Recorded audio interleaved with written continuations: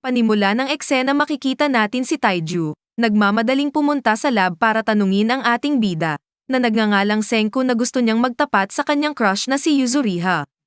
Pero di daw interesado si Senku sa kanyang plano. Ngunit binigyan niya si Taiju ng love potion para mas tumapang siya sa pagtatapat. Ngunit ibinuhos niya ito sa sahig dahil di niya daw kailangan ito. Ngunit bigla itong sumabog at sinabi ni Senku na gasolina daw iyon. Sigurado naman siya na di gagamitin ni Taiju iyon. Nakipagkita si Taiju kay Yuzuriha para magtapat ng kanyang nararamdaman. Inantay ng iba kung ano ang kahihinatnan ng pangyayari. Magtatapat na sana si Taiju sa kanyang nararamdaman nang biglang may berdeng liwanag na lumabas. Kumalat ang liwanag sa buong mundo at naging bato ang lahat ng tao. Isang trahedya na nangyari sa sangkatauhan. Ngunit ang mga hayop ay ligtas dito. Kahit bato na si Taiju ay nakakapag-isip pa rin siya. Hindi siya sasuko hanggat hindi siya nakakapagtapat. Ilang taon na ang lumipas na naging bato ang lahat ng tao sa mundo. Isang araw ay nakawala si Taiju sa pagiging bato at tiningnan kung ano na ang nangyari sa mundo nila. Pinuntahan niya kaagad si Yuzuriha sa kanilang eskwelahan na nakatayo pa rin malapit sa isang kahoy. Siya ay nagtapat kay Yuzuriha kahit bato pa ito. At nung nilapitan niya ito ay may napansin siyang nakaukit sa puno. At nakita niya si Senku na nag-aantay sa kanya. At sinabi ni Senku na ngayong araw ay October 5, 5738, 3,700 na taon na pala ang lumipas nung naging bato silang lahat. Binilang kasi ni Senku ang bawat sig-ando simula nung naging bato siya. Dinala niya si Taiju sa kanyang ginawang tahanan at dun gumawa sila ng mga gamit para makasurvive sa Stone World. Sumunod na araw ay nagpunta sila sa isang kuweba kung saan may kinalaman kung bakit sila ay nakawala sa pagiging bato. Inexplain ni Senku na ang nitric acid ang dahilan kung bakit nakawala sila sa pagiging bato. Sinubukan niya ito sa isang ibon ngunit hindi pa siya nagtagumpay. Gumawa sila ng alcohol galing sa grapes. Habang si Senku ang utak ay si Taiju naman ang tagagawa sa mabibigat na trabaho. 3 weeks ang lumipas at nakagawa na sila ng alcohol. Ngunit nabasag ang clay pot ni Senku kaya gumawa sila ng ibang paraan. Lumipas ang isang taon ay nakagawa na sila ng chemical para makawala ang ibon sa pagiging bato. Naisip kaagad ni Taiju na i-revive si Yuzuriha gamit ang chemical na ito. Pero tumigil muna siya nung nakita niyang nakahubad pala ito. Kaya dinala na lang niya ang batong katawan ni Yuzuriha sa kanilang camp. Ngunit hinabol sila ng mga leon nung pauwi na sila. Kaya binigay ni Taiju kay Senku ang batong katawan ni Yuzuriha para isakripisyo ang kanyang sarili. Hindi pumayag si Senku sa plano ni Taiju kaya nagpatuloy na lang sila sa pagtakbo. Nagdesisyon si Taiju na gamitin ang chemical para i-revive ang malakas na tao para makaligtas sila sa mga leon. Ang lalaking nagngangalang Shishio Tsukasa ay na-revive at pinatay ang mga leon gamit ang kanyang lakas. At sinabi niyang poprotektahan niya sila. Natuwa si Taiju dito ngunit iba ang kutob ni Senku sa bago nilang kasama. Sa camp ay nagpakilala silang tatlo sa isa't isa. At nag-volunteer si Tsukasa na maging hunter sa grupo nila at mula noon parati na silang nakakakain ng masasarap na karne. At sinabi ni Senku na kailangan nila ng calcium carbonate para magpatuloy sa kanilang imbensyon. Sinabihan niya si Taiju na kumuha ng mga seashells para durugin para makamit ang calcium carbonate. Nagkwento si Tsukasa sa kanya nung araw na nangolekta siya ng mga seashells para gawing kwintas para sa kanyang kapatid na may sakit. At ginulpi siya ng isang lalaki na pinagbintangan siyang nagnakaw ng mga seashells. Tapos ay sinuntok niya ang ulo ng isang taong bato pa, at sinabihan niya si Senku na hindi niya dapat buhayin ang mga matatandang masama na siyang makakadungi sa kanilang malaparaisong buhay ngayon. Pero sabi ni Senku ay plano niyang buhayin ang lahat ng tao sa mundo. Na-realize ni Senku na hindi maganda ang pinapakitang ugali ni Tsukasa kaya isinikreto niya ang chemical na nakaka-revive. Ngunit biglang lumapit si Taiju at sinabing maraming nakaimbak na chemical doon sa camp nila. Kaya walang choice si Senku at sinabihan na lang si Tsukasa tungkol sa kuweba. Nung pumunta sila sa kuweba ay ginamit ni Senku ang pagkakataon para gawin ang pagmixing. At para di rin siya makita ni Tsukasa kung paano ito gawin. At ginamit nila ito kaagad kay Yuzuriha. Ngunit di siya na-revive kaagad. Kaya inexplain ni Senku ang proseso at maya-maya ay na-revive na si Yuzuriha. At biglang bumalik si Tsukasa sa camp at binasag ang mga taong bato na makikita niya sa daan. Umatake si Taiju kay Tsukasa ngunit alam ni Senku na wala itong kaya sa halimaw ni iyon. At tumira siya ng araw para ma-distract si Tsukasa pero nagawa pa rin niyang tamaan si Taiju kahit papano. Pero alam ni Tsukasa na walang intensyon si Taiju na saktan siya. Dahil hindi siya ganyang klaseng tao. Namangha siya sa sinabi ni Taiju kaya tinest niya kung totoo ba ang kanyang sinabi at nagbanta na papatayin si Yuzuriha. Hamarang siya kaagad ngunit nahimatay siyang bigla resulta ng pagsalo niya sa atake ni Tsukasa. Ngunit nagpas siya si Tsukasa na hindi lumaban at nagpunta na lang sa kagubatan. Tapos ay winasak ni Senko ang base nila. Para ipalabas na kunwari umalis talaga sila para makabuo ng sandata para labanan ang halimaw na si Tsukasa.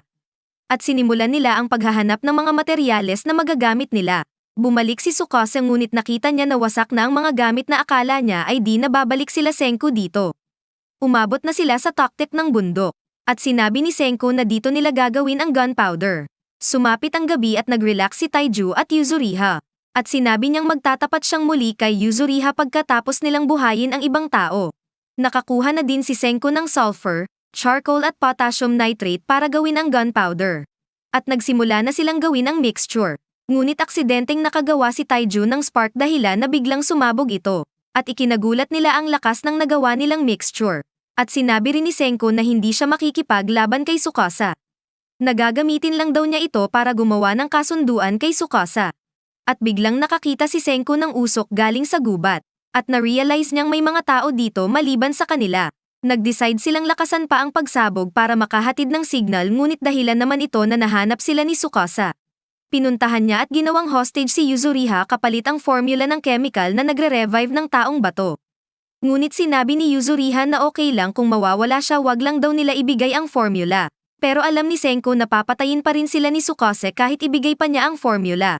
Ngunit sinabi pa rin niya ito kay Tsukasa. Ngunit sinabi ni Tsukasa na wala siyang papatayin sa kanila kung mangangako si Senko na di na siya gagawa ng mga imbensyon. At nag-flashback ang childhood ni Senko. Nung binente ng kanyang ama ang sasakyan nila para bumili ng gamit para sa science dahil sa nakita niyang talento kay Senko. At doon nagsimulang mag-imbento ng kahit ano si Senko kasama sa Taiju.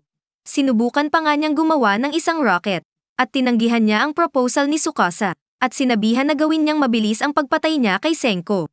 Kaya nangako din si Tsukasa na gagawin yun sa isang iglap lang.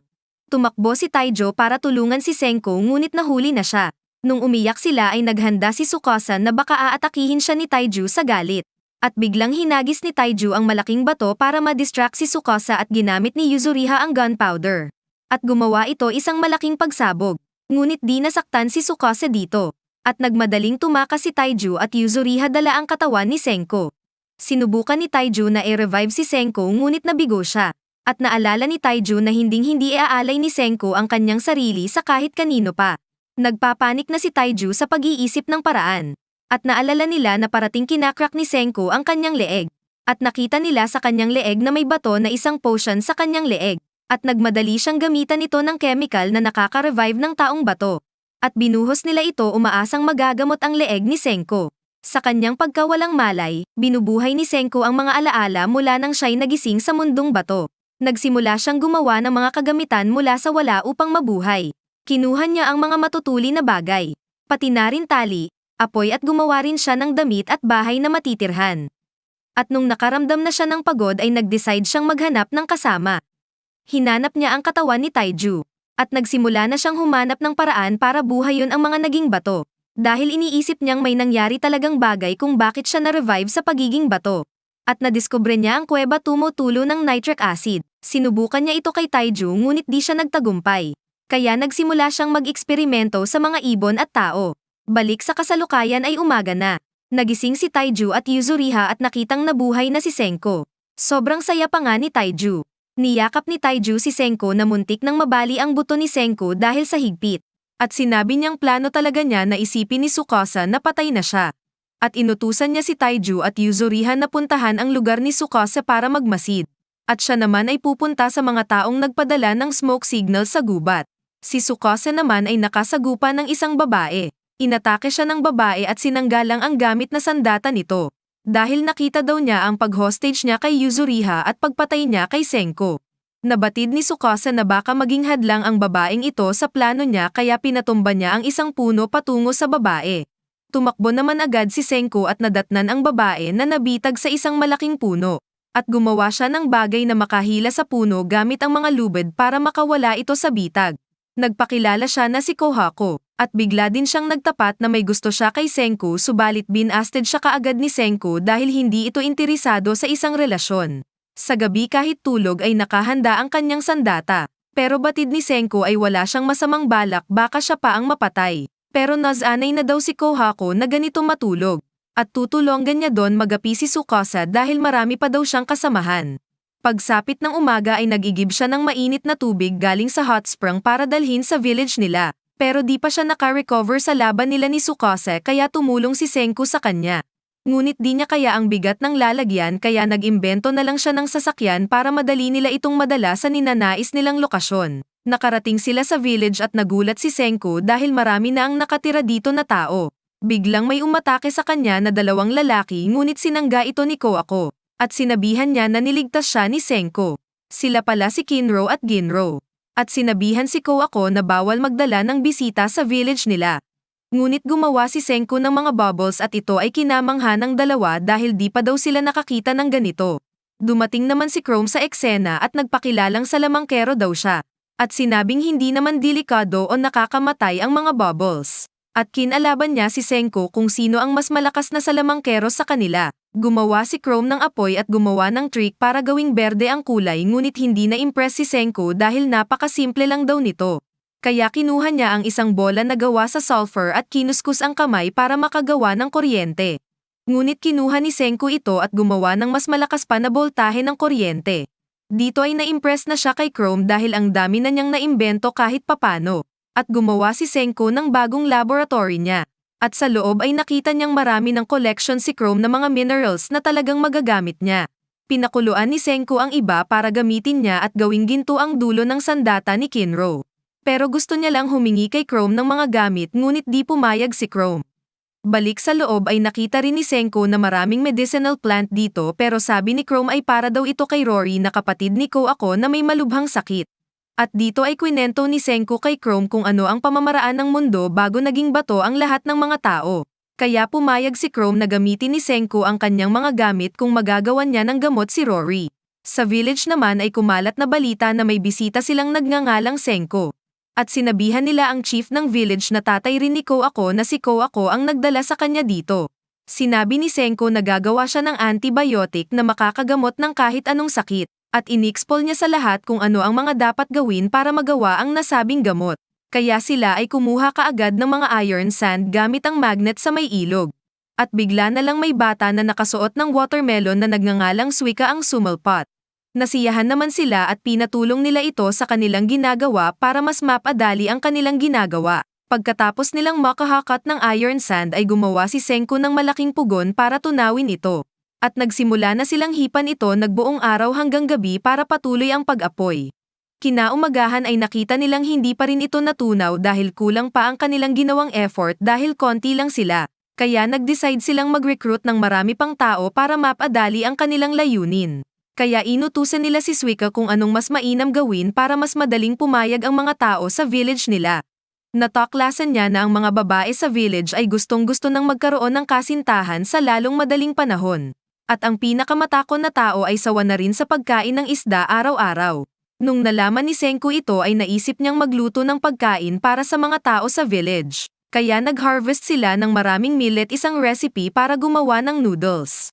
At hinalo nito ni Senku ng itlog at iba't ibang sangkap hanggang naging isang masarap na ramen ito. Nagustuhan ito ng mga kasama ni Senku subalit siya ay nadismaya. Ngunit gumawa sila ng parang isang food stall para makita ng mga tao sa village. At pinapakain nila ito sa kahit na sinong lalapit. May nabantay ang kainahinalang tao si Kohako kaya nilapitan nila agad ito at tinanong kung tauhan ba siya ni Tsukasa.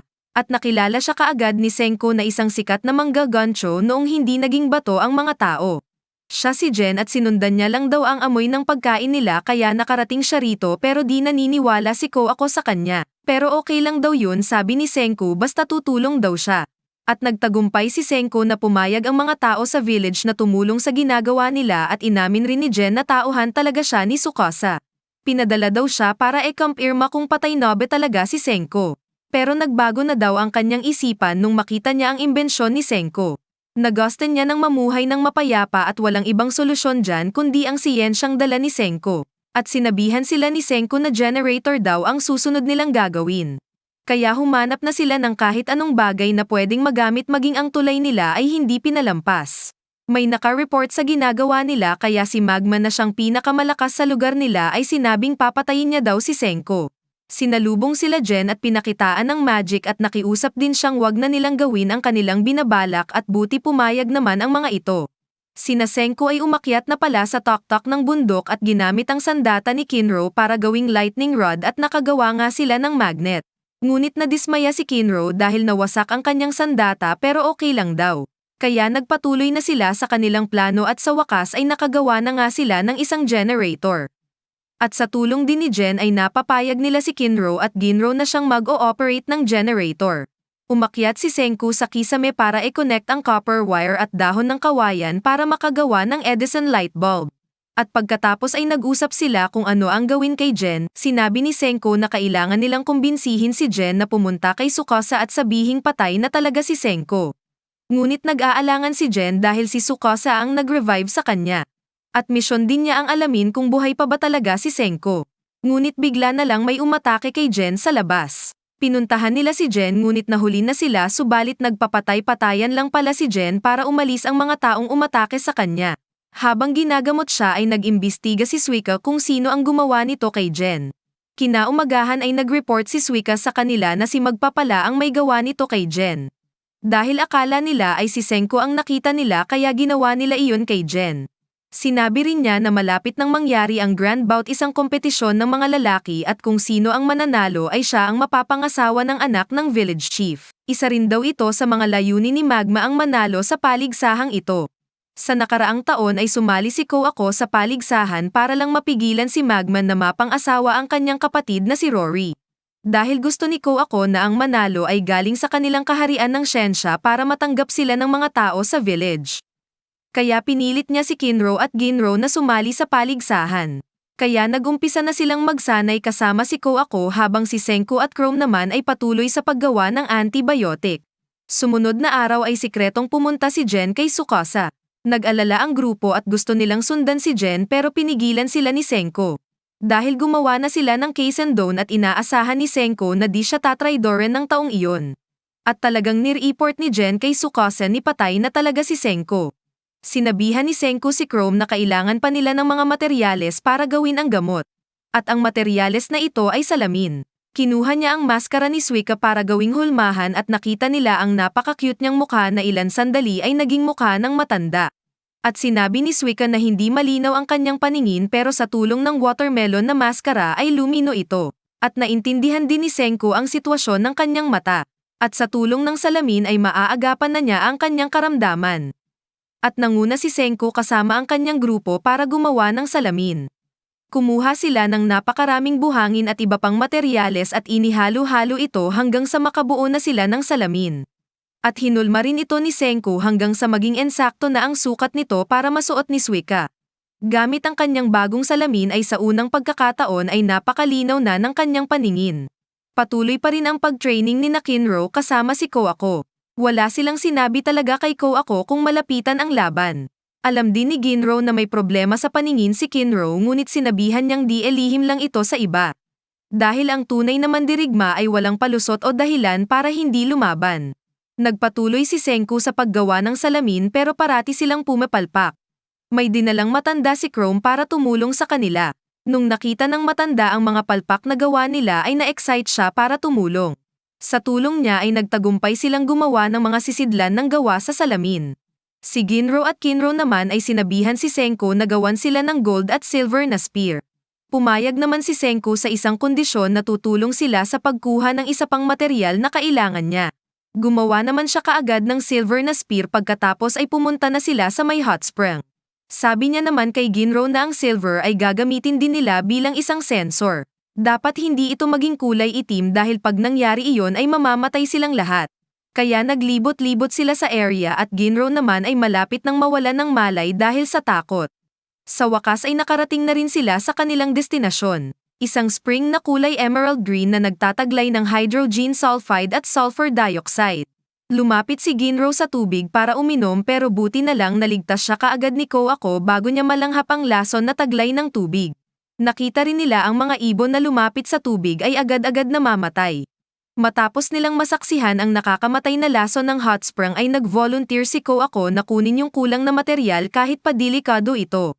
Agad naman siyang pinigilan ni Senko. At kwinento niya na may taong namatay ng dahil lang sa pagsintas niya ng kanyang sapatos dahil ang lason ng gas ay umabot sa kanyang tuhod. At sinabi rin ni Senko na hindi siya magtatagumpay kahit ano pang bilis ang taglay niya. Kaya sinabi ni Senko na gagawa na lang siya ng gas masks para sa buong grupo. Pagkatapos magawa ni Senko ang gas mask ay binilin niya si Chrome na may one dahil baka hindi epektibo ang gas mask at ikamete niya ito. Hindi naman pumayag si Chrome kaya gumawa na lang sila ng kasunduan. Ngunit tagumpay ang nagawang gas masks ni Senko kaya pumunta na lang silang dalawa ni Chrome sa spring. Iniwan nila si Ginro na nagulat nung nalaman umalis na ang dalawa. Nagtagumpay sila sa kanilang layunin sa hot spring habang ang matanda naman ay nagkukwento kay Ginro. At sinabihan niya may extra mas pang natira para kay Ginro. Balik naman sa spring ay nakita ni Senko na ang equipment na gamit ni Chrome ay medyo sira. Lumingon siya at inabot ang kanyang kamay ngunit biglang gumuho ang lupa na tinatayuan ni Chrome. Mahuhulog na sana si Chrome buti na lang ay biglang sumulpot si Ginro para iligtas siya gamit ang kanyang spear. Nagtagumpay siyang hilahin si Chrome bago pa siya maabutan ng tubig at sa wakas ay nagtagumpay silang makakuha ng sulfuric acid.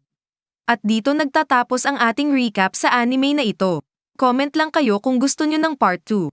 Huwag kalimutang mag-like at subscribe kung nagustuhan nyo ito. Abangan ang susunod kong upload. Hanggang sa muli at mag-ingat po tayong lahat.